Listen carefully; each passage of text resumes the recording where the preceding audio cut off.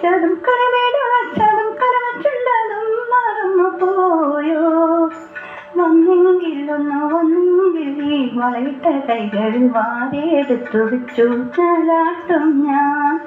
ഊഞ്ഞാലാട്ടും ഞാൻ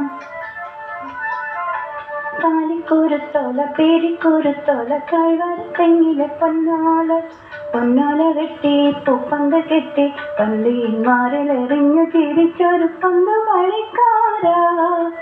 പന്ത് വേണോ, ഒരു പന്ത് വേണോ?